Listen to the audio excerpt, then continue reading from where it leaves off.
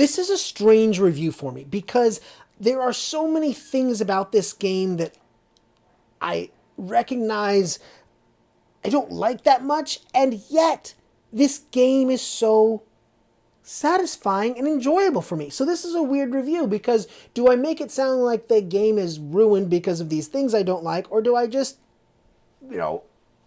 overpromise on the game just because I had so much fun with it? I want to be really honest and do this review just right.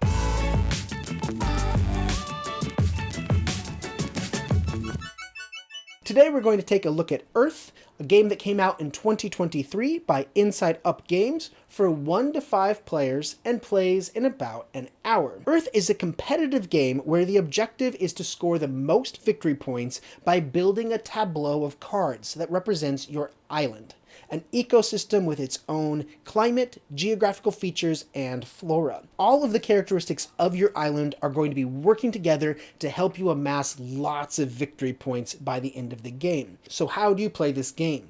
Well, for people who have played a lot of games, I describe this as a cross between Wingspan and San Juan. Players are going to take turns being the active player, and the active player will choose one of 4 actions. Now, that choice will allow every other player to perform a minor action. And then, after the action is completed, based on the color of the action, every player's tableau will trigger the cards of the matching color. So as the tableau grows, they're just going to have more and more things to do, more choices to make, more resources to collect as the game goes on. This is a real engine builder. But before we talk more about what these actions are, let's take a look at the anatomy of a card. In the top left corner, you're going to see the card's cost and the number of points that it's worth at the end of the game. Every card costs soil in this game, and every card has some base value. But there are several other ways that this card can earn you points during the game. One way is by collecting growth tokens, which go in this corner here. Another way is by collecting sprouts, which go along the bottom over here. And still another way is by composting the card, which is another way of saying discard the card. But in this game, while there is a common discard pile, when you compost a card, it goes into your own personal discard pile. And cards in your personal discard pile, your compost pile, are worth 1 point at the end of the game. So you've got growth tokens that are worth 1 point at the end of the game, sprout tokens worth 1 point at the end of the game, compost that's worth 1 point at the end of the game, and then every card may or may not satisfy objectives. You're going to have public objectives available to everybody. Some of them are going to be achievements that you will claim when you satisfy the condition. Those are the fauna cards. Others are in-game scoring, and still every player has their own private objectives. And during the game, they can play terrain cards, which would possibly give them even more objectives.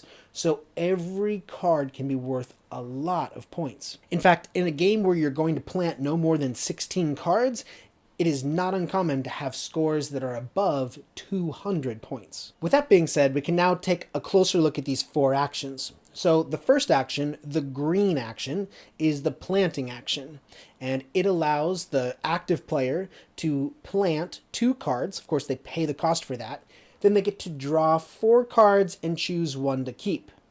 Now for everybody else, they get to plant 1 card and draw 1 card. Now the green cards that get triggered when you choose this action have a variety of effects, but most of them are about receiving something for free. So a free sprout, free growth, get a card, get a soil. Now the next action, the red action, is composting. It allows the active player to get 5 soil and put 2 cards in the compost heap of their own player board, and it allows every other player to choose between either composting or taking soil. Now generally speaking, the red cards that get triggered when you choose this action all have to do with composting as well. Either you're getting more soil or you are discarding more cards into your compost pile. As for these rainbow cards, you're going to see it triggered by the red action as well as the next 2 actions, and generally the rainbow cards allow you to pay one thing in order to get something else. Now the next action, the teal action, is the watering action, and it allows you to place sprouts and take more soil. For everybody else, it allows them to either add 2 sprouts or take 2 soil. And the teal cards that triggered are also very similar. Generally speaking, they allow you to put even more sprouts on cards. And then the yellow action is the growing action. It's the action that's going to let you get the most cards. The active player will get 4 cards for this action and add 2 growth tokens, whereas everybody else gets to choose between drawing cards or adding growth tokens. And once again, the yellow cards are pretty similar. They generally just allow you to do more by putting more growth tokens on your tableau. Thematically, this game was not what I expected. You look at the game, you look at the box, you look at the photography on all of the cards, and it's easy to think that this is a game about building an island and you're going to be focused on trees and shrubs and like the different geographical features. But when you actually play the game, you find out that you don't really care what's on the cards. It's not what the cards are, but rather what they do. So you look less at the pictures, you look less at what the names of the cards are, and way more at the symbols on the cards. And that kind of abstracts the game a little bit. So it kind of has this theme in a figurative sense, but not very much in that literal sense of like what the topic is on the cards. And if you look carefully, you can find some examples that do show thematic meaning. For example, you look at this giant sequoia card, and the giant sequoia card lets you put 8 growth tokens on it. That's more than any other card in the deck. So giant sequoia, that makes a lot of sense. But then you have a lot of other cards like this Atlantic Puffin. This is an achievement card, a fauna. And the objective here is to have 10 or more cards with an even point value. So what does that objective have to do with anything? It's kind of abstract, right? But nevertheless, when this comes out, you know you're going to be looking at cards that have a certain point value, at least in this case. So in that way, it's kind of like survival of the fittest. You're holding, let's say, 6 cards in your hand. It's your turn to play a card, and what you're trying to find is the card that best fits the situation in that game state. So considering all the objectives, considering what other players are doing, considering what you already have on your player board, which of your 6 cards is the best to play right now. So thematically, the game is very big on adapting, and the cards are just kind of abstract feeling.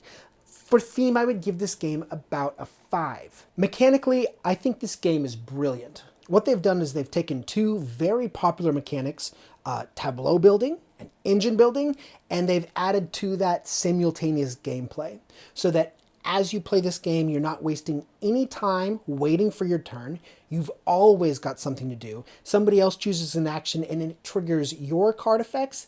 That's fantastic. It's very satisfying that the game just gets more and more amped up. The turns get more complicated as the game goes on, and with all of the achievements and objectives, there's a lot to pay attention to, but it's so much fun. Everybody I've played this game with has walked away, even if they're a little confused by the rules teached, they've walked away saying, I would play that game again. It was just so fun to see what was going to happen. So, for mechanics, I would give this game a 10. When we turn to strategy, though, it does kind of feel like the game is playing you. Like I had said earlier when I was talking about theme, this game is all about adapting, and you are adapting to whatever the cards are that you draw. You can decide you want to play one strategy or another and try to go in a certain direction, but if you don't draw the cards, you may have to pivot. And the player who's going to play well is somebody who comes up with a reasonable strategy, but can also pivot based on their luck so that they can kind of capitalize on the cards they get. And you may shift on how you're focusing. But because of the achievements and the objectives, every game is very, very different. So what works in one game is going to be different in the next game. And that adds to the replayability value a lot. So I think it's more of a tactical game, playing one turn at a time rather than a strategic game where you're planning out a long-term strategy. For strategy, I give this game about a 4. For the component rating, usually what I'm talking about here is both the beauty and the artwork of the game, and also how well the components function. And here is really where the game has its biggest flaws, because the photography is wonderful. I think the entire game is a gorgeous game, but there are many aspects about the components that I was irritated by. So I'll give you a few of my biggest complaints. One, the player boards are just slightly warped so that you can actually spin them on the table like you see here, and that means that the pieces that go on the player boards are even more likely to slide around. And as you can see, there are no grooves in the player boards to help things stay in place, and of course there are no grooves on the cards as well. So when it comes to placing things on cards, all of the sprout tokens, they have these very clear spaces of where the sprouts should go, but they're going to be moving around all the time, and it kind of feels a little messy. You want to get things a little bit more clean. But I guess you can deal with that. The sprouts don't have to be in a nice row. They can be scattered on the card. But then the growth tokens, this kind of baffles me a little bit, because the growth tokens are supposed to be stacked, and the way they're designed, they don't sit straight on top of each other. So the higher the stack of growth tokens is, the more the stack leans.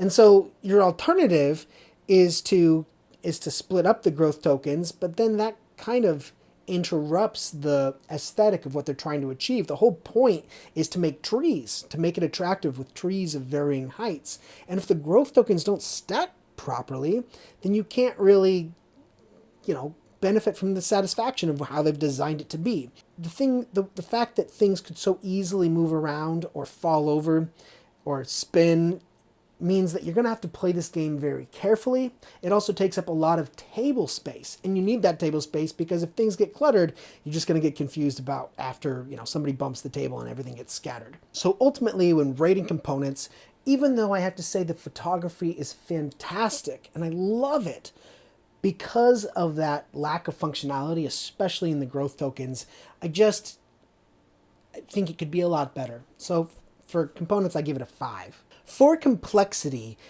this is not a very complex game, but I don't like teaching it.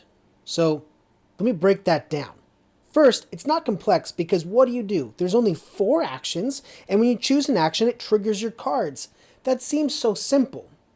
But the problem is they're twofold. One, when you're teaching the rules, there's 3 ways to augment how you get points on a card. You've got the sprouts, the growth tokens, and the compost. And when you're learning the game for the first time, they all just kind of seem like the same thing. It's all just worth victory points. So then the question is, well, what's the big difference? Why use growth tokens instead of sprouts? And you say, well, the way that you get sprouts is through these kinds of cards or this action, and the way that you get growth tokens is from these kinds of cards or that action. And so depending on which strategy you go, more towards the teal cards or more towards the yellow cards and how that's going to work out, you might want to build more trees. Trees have a capacity for more growth tokens, and plants have more capacity for sprout tokens and blah, blah. Do you see where I'm going with this? It's just a lot of explanation. I wish the rules boiled down to something that was a little bit more intuitive, especially for the first time teach. But, people get through it. They've endured. They play the game, and eventually it all makes sense, and they come out fine in the end. But you got one more interference there, which is the number of objectives.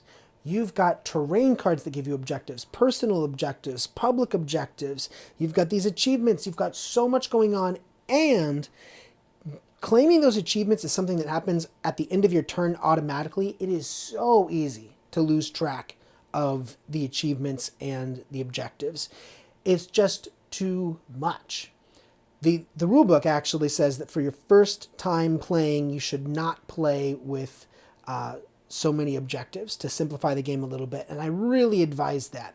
So it's a simple game that I don't like to teach. That doesn't mean the game is complex. It's just kind of this caveat about it being simple. I suppose for complexity, I would give it like a 4 or a 5. Maybe more of a 4.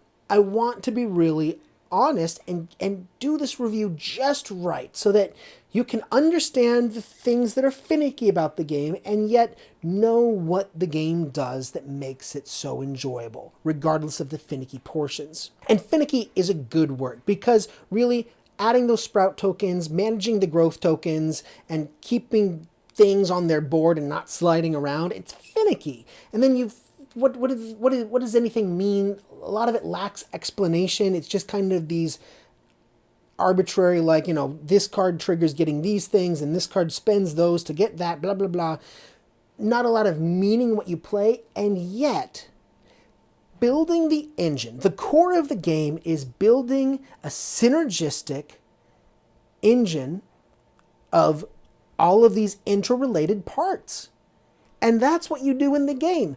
What does the game want to accomplish? It wants to accomplish this ecosystem of things that work together, and it wants players to adapt. And the game does that, and it's enjoyable to do.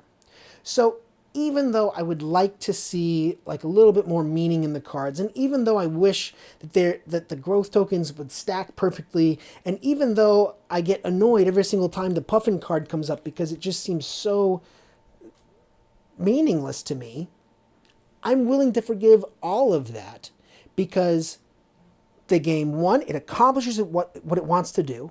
It does it in a way that's fun for me, and it's extremely efficient. You are constantly playing this game. There's not downtime, it's not boring, and while there is a lot of luck, I approve of games that have a lot of luck when they're a lot of fun. I enjoy the fact that the luck in this game is all about trying to get as many cards as you can and then choosing the best one to fit inside your ecosystem. That is what building this island should be about. A lot of my complaints about other games are resolved in this one. So I have made criticisms for Terraforming Mars because I think of it as being a more scientific game and I would like there to be more planning involved, and I see there as being too much luck. So I say Terraforming Mars has, too much luck. Or I look at Wingspan and I say, well, the game is so isolated and you spend so much time waiting for your turn, and this game fixes both of those. One, the game is much more naturally about adapting. I think thematically it's much more consistent. And then as far as waiting is concerned, there is no waiting. This game fixes things that I've had trouble with in other popular games of like mid-level complexity. Now, at the end of the day, what am I going to play in different situations? If I was playing a two-player game, I would still play Gizmos. Gizmos is still my favorite engine builder game. And as long as there aren't too many people around, you don't have to wait long for your turn. This game is superior for 4-5 players because it keeps everybody involved the entire time, and I love that about it. So those are my thoughts on Earth. Thank you so much for watching this video. If you're interested in the game, do consider using affiliate links in the description because those help support the channel a lot. And I do really appreciate it. Thank you so much for watching, and I'll see you next time. Bye-bye.